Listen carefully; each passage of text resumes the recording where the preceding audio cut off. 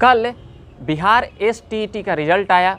24,000 से ज़्यादा अभ्यर्थियों को सफल घोषित किया गया और जो भी 3 सब्जेक्ट का जो नहीं आया है, विज्ञान का, हिंदी और संस्कृत का, वो सभी 15 सब्जेक्ट में 12 का रिजल्ट आ चुका है, 3 का नहीं आया है। तो वो सभी का भी शिक्षा मंत्री का कहना था कि हम जल्द से जल्द आएंगे। और बिहार बोर्ड यानी बीएसईबी के जो अधिकारी थे और जो बीएसईबी को बहुत ही धन्यवाद दे रहे थे शिक्षा मंत्री कि वह इतनी बड़ी एग्जामिनेशन प्रक्रिया को पूरी की और जहाँ जहाँ धांधली हुई है वहाँ पर एग्जामिनेशन रद्द करके नई एग्ज़ाम ली गई है और नई एग्ज़ाम ली जाएगी। तो पूरी एग्ज़ाम को रद्द करने की बातें से इनकार किया है और वो कहा ऐसा नहीं हो सकता है, जहाँ पर गड़बड़ी है वहाँ पर हम रद्द करके एग्ज़ाम लेकर हम रिजल्ट निकालेंगे।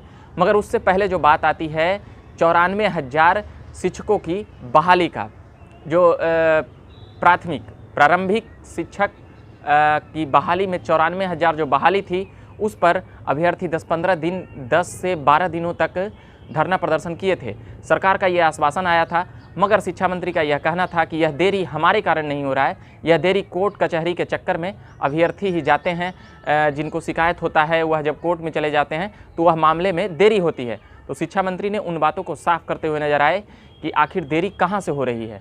बहाली में जब ज़्यादा कोर्ट और कचहरी का चक्कर लग जाएगा तो उन सभी बातों पर देरी हो ही जाएगी। वैकेंसी की प्रक्रियाएं में देरी होगी, कोर्ट के निर्णय पर रिजल्ट आधारित हो जाता है और कोर्ट के निर्णय के सहारे, क्योंकि कोर्ट की अवहेलना इतनी आसानी से नहीं की जा सकती है, तो कोर्ट के निर्णय के सहारे ही बहाली प्रक्रिया को फिर उस पर निर्भर हो जाती है।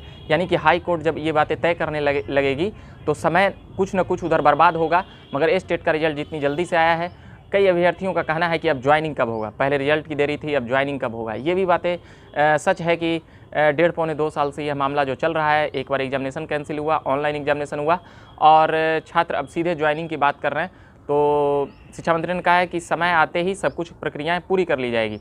जो भी अभ्यर्थियों का और भी जो बहाली रुका है 106 का उर्दू, संस्कृत और साइंस, ये जो तीनों का जो और प्रक्रियाएं हैं, जो 13,000 और पद का भरा जाना है, उन सभी का रिजल्ट भी अभी आना बाकी है।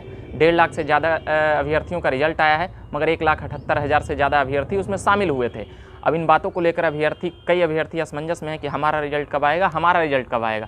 तो ये बता दें कि शिक्षा मंत्री ने सभी को आश्वासन दिया है कि हम जल्द से जल्द प्रयास कर रहे हैं, मगर उससे पहले प्रारंभिक शिक्षक की जो बहाली है 94,000 की, उस बहाली को लेकर भी अभ्यर्थी बैठक कर रहे हैं, नाराज़ हैं। आखिर कब होगी, उन सभी पर शिक्षा मंत्री ने घाल-मेल जवाब दे करके इन सभी बातों से पल्ला झाड़ लिया है। बहुत देरी हो रहा है। 11 से 17 जो स्टेट अभ्यर्थी थे उन्होंने भी आवाज़ उठाई है कि आखिर हमारी जो पास तो कर दिया गया स्टेट, मगर बहाली की प्रक्रियाएं नहीं पूरी की गई।